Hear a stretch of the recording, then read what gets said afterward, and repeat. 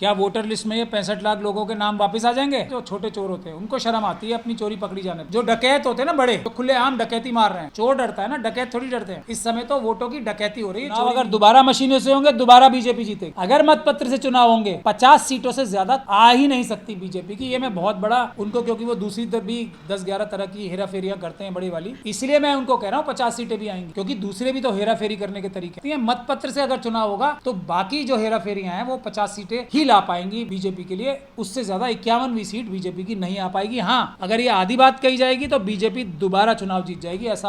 और बीजेपी के जितने भी कार्यकर्ता होंगे ना, सीनियर विभिन्न संवैधानिक पदों पे बैठे, ज्ञानेश गुप्ता जी जैसे, ये लोग कभी सच बोल ही नहीं सकते। बाय डिफॉल्ट झूठ ही निकलता है इनको, सच तो निकल ही नहीं सकते। जिन लोगों को हराने के लिए अमित शाह जी, मोदी जी, चुनाव आयोग के सारे भ्रष्ट अधिकारी, पूरी सरकारी मशीनरी हराने के लिए लगी हुई थी, फिर भी वो हेरा फेरी करके चुनाव जीत सकते हैं नकली वोटों से।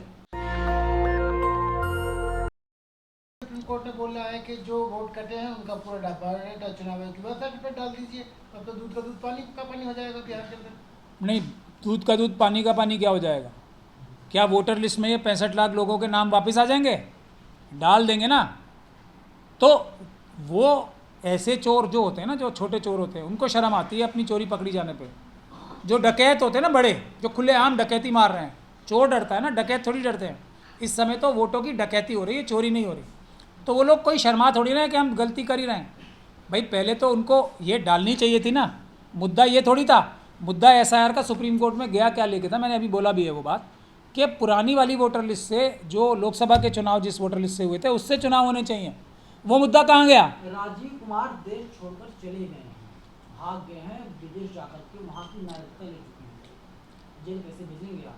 देखिए, इस बात के अभी पुख्ता सबूत मेरे पास नहीं है। हालांकि ये सोशल मीडिया और दूसरे मीडिया माध्यम से ये खबर आ रही है, तो ये भी हो सकता है कि आरएसएस और बीजेपी वाले खुद ही ये झूठी खबर छोड़ते हों, और जब हम में से कोई ये बोल दे व्यक्ति, तो फिर उसको कहें जी ये देखो झूठे हैं।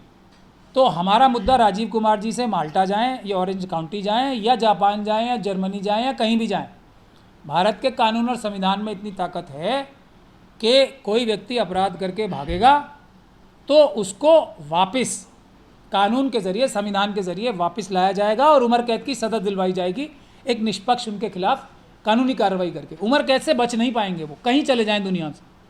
हम उनकी सिर्फ लंबी उम्र की कामना कर रहे हैं ताकि वो हम उन्हें वापस लाएं और हम उनको जेल में, क्योंकि सबूत इतने सारे हैं, एक निष्पक्ष कानूनी कार्रवाई करके कोर्ट के माध्यम से उन्हें उम्र भर तक और उनके सभी साथियों को उम्र भर तक जेल में रख सकें। यहाँ पे बोल रहे राजीव कुमार को घसीट कर भारत लाया जाएगा, फिर उम्र कैद की सजा अदालत सुनाएगी, जिंदगी भर जेल में रहेंगे। बिल्कुल यही मैं कह रहा हूँ, कहीं चले जाएं। वो मैं कह रहा हूँ ना, चांद पे चले जाएंगे, चांद से भी ले आएंगे। भारत के संविधान में इतनी ताकत है, भागें।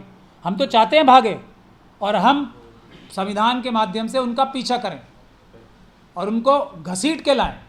संविधान के माध्यम से हम लाएं। राहुल गांधी लगातार चुनाव आयोग और सरकार को वोट चोर बोल रहे हैं, लेकिन चुनाव आयोग बार बार उनसे कह रहा है कि आप शपथ पत्र दीजिए। राहुल गांधी नहीं दे रहे। अब चुनाव आयोग ने कहा है कि आप जो भाषा का इस्तेमाल कर रहे हैं वोट चोर, उससे प्रतिनिधि का और जो चुनाव प्रक्रिया उसका अपमान हो रहा है। शब्दों पर लगाम दीजिए अपने। देखिए, राहुल जी क्योंकि अपोजिशन पार्टी के लीडर हैं, मेंबर ऑफ पार्लियामेंट हैं, बड़े नेता हैं, वो थोड़े संभ्रांत भाषा में बोल रहे हैं। दरअसल ये चोरी नहीं है, ये डकैती है। चोरी तो छुप के होती है ना, ये तो खुलेआम हो रही है। नहीं, मैं तो बोल रहा हूँ ये डकैती है, चोरी नहीं है। वोटों की डकैती हो रही है, चोरी तो छोटी छोटी होती है ना। ये तो पूरी की पूरी स्टेट लूट रहे हैं। पूरा बिहार प्रदेश ही 65 लाख वोट से क्या कोई एक कॉन्स्टिट्यूंसी पे फर्क पड़ेगा? और चुनाव आयोग की यह प्रक्रिया ही गलत है ना। जो ये एफिडेविट राहुल गांधी जी से मांग रहे हैं वो पूरी तरीके से अपराध है, गैर कानूनी। वो एफिडेविट देंगे कि उनको एफिडेविट देने की ताकत है? मैं सवाल कर रहा हूँ ना, ज्ञानेश कुमार जी इस बात का एफिडेविट देंगे कि उनको एफिडेविट राहुल जी से मांगने का ताकत है कानूनी? वो दें एफिडेविट पहले। और एफिडेविट अखिलेश यादव जी ने दे रखा है, हमने भी दे रखा है। हमने तो कोर्ट में दे रखा है एफिडेविट के राजीव कुमार जी और दूसरे चुनाव के भ्रष्ट अधिकारियों को अरेस्ट करके उम्र कैद की सजा दो। हमने तो अदालत में डाल रखा है ना एफिडेविट। करें, क्या करेंगे? कांग्रेस पार्टी मांग कर रही है कि संसद को भंग कर दिया जाए, देश में दोबारा चुनाव करवाया जाए। क्या देश जो है वो चुनाव तरफ आगे बढ़ रहा है? दोबारा चुनाव करे जाएं, ये आधी बात है। मैं आपको फिर कह रहा हूँ, दोबारा बीजेपी जीतेगी। अगर मशीनों से चुनाव होंगे, आज तो ये सुप्रीम कोर्ट ने फैसला करके बता दिया ना, हमारी बात पे मोहर लगा दी ना कि बैलेट पेपर से ही चुनाव सुरक्षित होता है। अब तो मोहर लगा दी सुप्रीम कोर्ट ने, अब और क्या चाहिए। अब और मशीनों से भी गड़बड़ हो सकती है, मतलब एक बार वोट कुछ निकलेंगे, दूसरी। तो हम कह रहे हैं जो ये अधूरी बात, चुनाव अगर दोबारा मशीनों से होंगे दोबारा बीजेपी जीतेगी।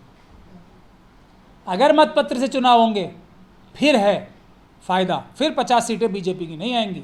50 सीटों से ज़्यादा आ ही नहीं सकती बीजेपी की। ये मैं बहुत बड़ा उनको, क्योंकि वो दूसरी तरफ भी 10-11 तरह की हेरा फेरियाँ करते हैं बड़ी वाली, इसलिए मैं उनको कह रहा हूँ 50 सीटें भी आएंगी, क्योंकि दूसरे भी तो हेरा फेरी करने के तरीके हैं, उनसे 50 सीटें तक आ सकती हैं। मतपत्र से अगर चुनाव होगा तो बाकी जो हेरा फेरियाँ हैं वो 50 सीटें ही ला पाएंगी बीजेपी के लिए, उससे ज़्यादा 51वीं सीट बीजेपी की नहीं आ पाएगी। हाँ, अगर ये आधी बात कही जाएगी तो बीजेपी दोबारा चुनाव जीत जाएगी, ऐसा मेरा मानना है। ज्ञानेश कुमार गुप्ता से बड़ी बनती है, लोग बताते हैं आपको, क्या ख्याल है उनके लिए? किसकी बनती है? चुनाव आयोग में जो है ज्ञानेश कुमार गुप्ता जी। किससे बनती है? आपकी बनती है? हाँ, मेरी तो बनती है। कैसे लगते हैं, कैसे हैं? देखिए, मुझे तो वो एक बहुत यूज़फुल व्यक्ति लगते हैं। मेरे राजीव कुमार जी भी यूज़फुल थे और ज्ञानेश कुमार जी भी बहुत इस्तेमाल के योग्य व्यक्ति हैं भारत के संविधान को मजबूत करने के। क्योंकि अगर मुख्य चुनाव आयुक्त उम्र कैद पाएगा, मुख्य चुनाव आयुक्त एक नहीं 2-2 और उसके पीछे वाले भी पा सकते हैं बहुत सारे, तो फिर किसी चुनाव के अधिकारी की इतनी जुर्रत सपने में भी नहीं होगी सोचने की कि मैं बाबा साहब के संविधान के साथ ये गद्दारी करूं। इसलिए मेरे लिए तो वो बहुत महत्वपूर्ण व्यक्ति हैं, मेरे प्रिय हैं। मैं उनकी लंबी उम्र की कामना करता हूं, क्योंकि उन्हें लंबे समय तक, जब तक वो उम्र कैद में जेल में रहेंगे दोनों, तब तक लोग जो चुनाव कराते होंगे वो डरेंगे कि हम कोई गड़बड़ ना करें। वो है हमारा रास्ता, वो है हमारा घर परमानेंट। मेरे लिए बहुत यूज़फुल है, मैं उन्हें बहुत पसंद करता हूँ दोनों। अनुराग ठाकुर ने भी प्रेस कॉन्फ्रेंस के जरिए कहा है कि 6 लोकसभा सीट रही, जिनमें से वायनाड और रायबरेली, कन्नौज और मैनपुरी, उनमें भी घपला हुआ और वोटों को बढ़ाया गया। लेकिन इस पर कांग्रेस का कहना है कि ये तो बीजेपी को ही अटैक कर रहे हैं। नहीं, देखिए, मैं तो उसको एक और, मैं चलिए सोचता हूँ कि आज, क्योंकि ऐसा कभी होता नहीं है, आरएसएस और बीजेपी के जितने भी कार्यकर्ता होंगे ना सीनियर, और उसी प्रकार से ये जो उनके सीनियर कार्यकर्ता जो विभिन्न संवैधानिक पदों पे बैठे हैं, अच्छा वो ज्ञानेश गुप्ता जी जैसे, तो ये लोग कभी सच बोल ही नहीं सकते। बाय डिफ़ॉल्ट झूठ ही निकलता है इनको, सच तो निकल ही नहीं सकता। अब अगर कड़ी बड़ी मेहनत, कड़ा दिल करके सच बोलने की कोशिश भी करते हैं तो वो उनके लिए इतना अननेचुरल होता है कि वो उसी में अपने जाल में खुद ही फंस जाते हैं, अगरचे वो सच कह रहे हैं। तो इतनी बड़ा घपला झोल है सिस्टम में चुनाव के, कि जिन लोगों को हराने के लिए अमित शाह जी, मोदी जी, चुनाव आयोग के सारे भ्रष्ट अधिकारी, पूरी सरकारी मशीनरी हराने के लिए लगी हुई थी, फिर भी वो हेरा फेरी करके चुनाव जीत सकते हैं। तो जो लोग जिनका समर्थन जिन कैंडिडेट्स का आरएसएस, बीजेपी, मोदी जी, अमित शाह जी और चुनाव आयोग के भ्रष्ट अधिकारी कर रहे हैं, वो तो चुटकी बजाते चुनाव जीतेंगे ना, बिना चुनाव जीते नकली वोटों से। ये तो अपनी ही बात को वो और काट भी रहे हैं और ये बता रहे हैं कि ये तब भी पॉसिबल है जबकि पूरा देश लगा हुआ हो किसी काम को, किसी व्यक्ति को हराने के लिए, वो फिर भी हेरा फेरी करके जीत सकता है। तो अब इन लोगों में वैसे अकल भी कम होती है, इसको इनको क्या ही बोला जाए। सवाल सब मेरा ये है कि राहुल गांधी तो नेता हैं, चाहे तेजस्वी हों, अखिलेश यादव हों, ये तमाम नेता हैं और राजनीति करेंगे। कोई वोट चोरी का आरोप लगाता है, कोई फर्जीवाड़े का, कोई वोट काटने का। आप तो राजनीति से नहीं जुड़े, आप तो एडवोकेट है। सच्चाई कहाँ है, क्या गड़बड़ी है? देखिए, ये जो राहुल जी कर रहे हैं, जो तेजस्वी यादव साहब कर रहे हैं, ये कोई उन्होंने खुद खुशी खुशी ये काम नहीं किया है, क्योंकि उनको एक संकोच भी आता है। और राहुल जी ने तो अपनी प्रेस कॉन्फ्रेंस में भी कहा है कि हम लोग तो झिझक के ये बातें करते थे। और हालांकि उन्होंने ये भी कहा है कि राहुल जी स्वयं कम झिझकते थे, बिना झिझक के बोलते थे कि चोरी हो रही है, हो रही डकैती है, तो झिझक थोड़ा वो भी रहे। लेकिन ये जनता ने मजबूर किया उन्हें बोलने के लिए कि ये आपका विषय नहीं है कि आप चुनाव नहीं जीत रहे। ये भारतीय जनता पार्टी को पूरे देश की जनता 90% से ज़्यादा खिलाफ वोट दे के हराना चाहती है। ये हार क्यों नहीं रहे? ये लोगों ने मजबूर किया राहुल जी को, तेजस्वी जी को, ये अखिलेश जी को और सारे विपक्ष के लोगों को कि आपको करना ही पड़ेगा, ये हमारा काम है जो आपको करना पड़ेगा, आपकी ड्यूटी है। नहीं करोगे तो हम आपसे भी नाराज़ होंगे। आपके भी खिलाफ बोलेंगे। ये तो इतना बड़ा आंदोलन चला था ना, ये कहाँ शुरू में कर रहे थे। अगर ये लोग शुरू में जनता की और हमारी बात मान लेते तो आज मोदी जी प्रधानमंत्री होते, मोदी जी जेल में होते, आज वाराणसी का चुनाव हारते और अमित शाह जी और यूसुफ लुलू और ये अडानी अंबानी जैसे सब लोगों के साथ यहाँ तिहाड़ जेल में या किसी और जेल में होते, साबरमती जेल में।